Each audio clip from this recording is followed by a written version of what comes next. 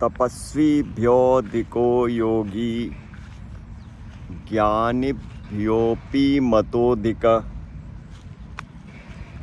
कर्मिभ्यश्चाधिको Yogi तस्माद्योगी भवार्जुन.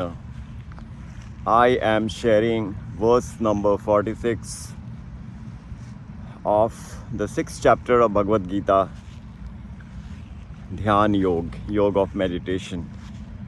Bhagavad Gita, the song of God.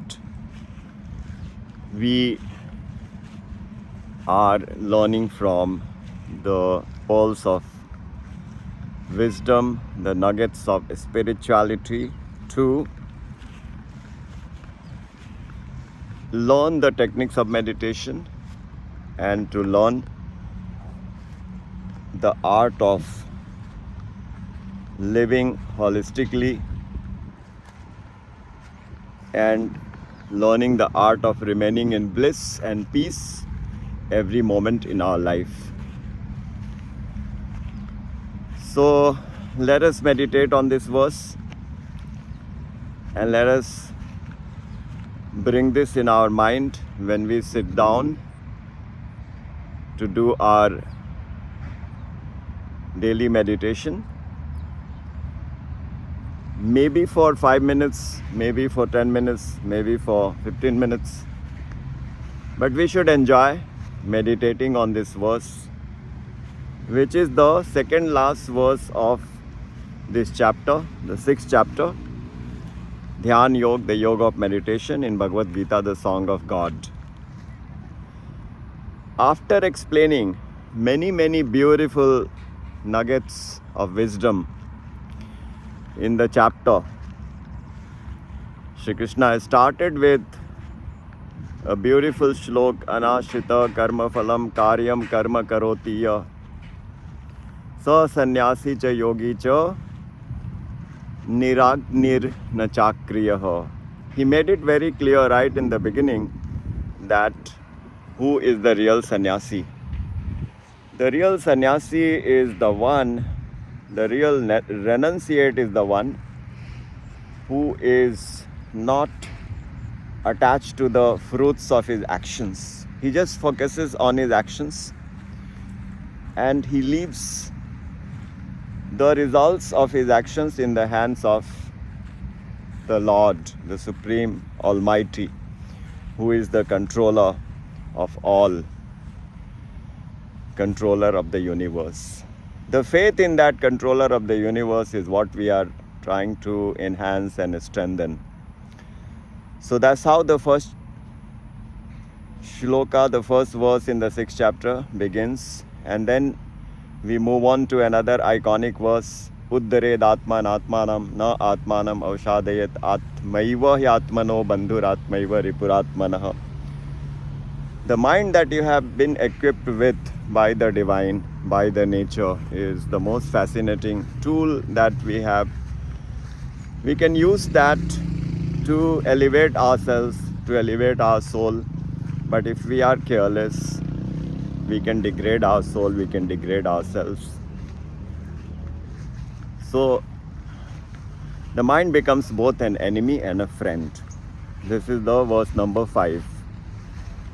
Then Shri Krishna talks about how we have to do meditation, the physical aspects of the meditation. Sucho deshe pratisthapya sthiram asnam atmanah. We have to sit in a meditative posture, in a auspicious, in a beautiful place, with the back straight, with the spine erect. And then we have to do the meditation.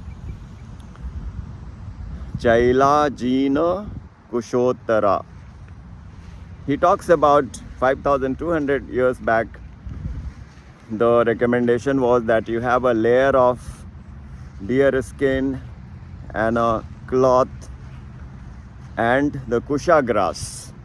Obviously, we can change the mat to suit our time. But the sadhana, the absorption in the divinity should remain the same.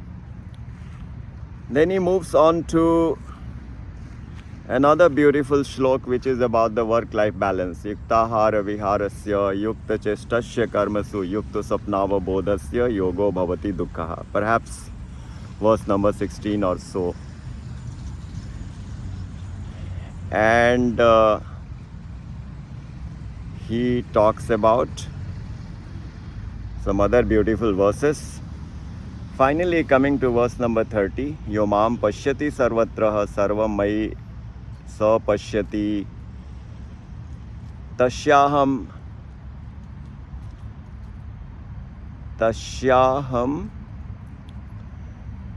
na pranashyami sacha me na pranashyati.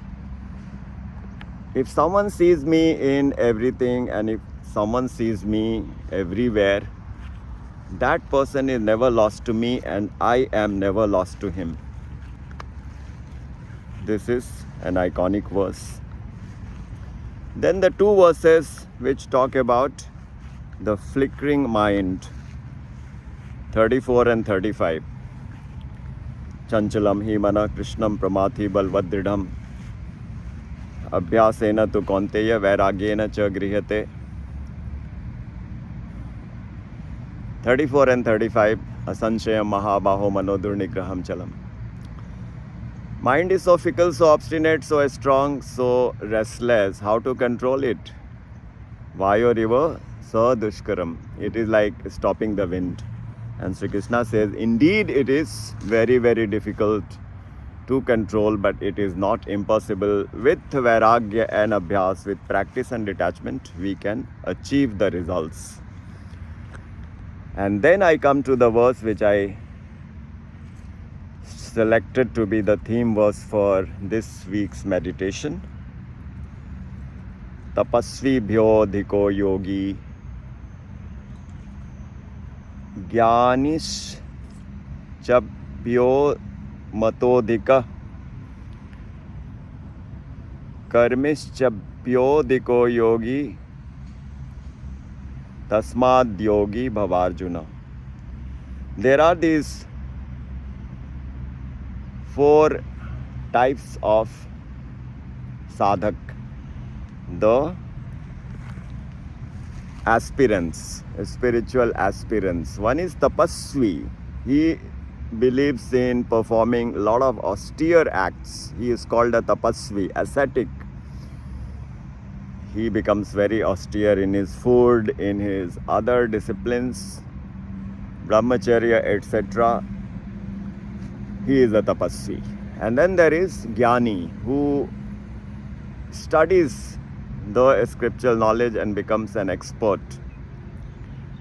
And he experiences great benefits out of it.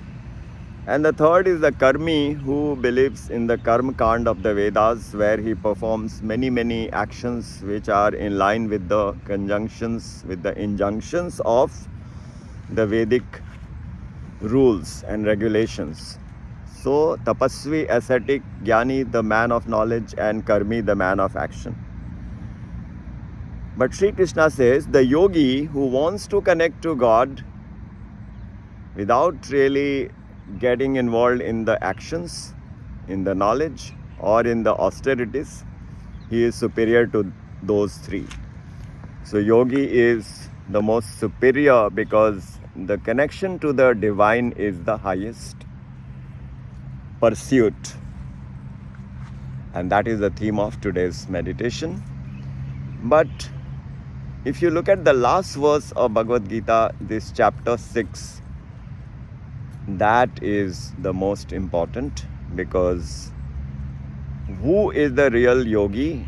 That is what is defined in the last verse. So we spoke about 646, and now let me share 647, which is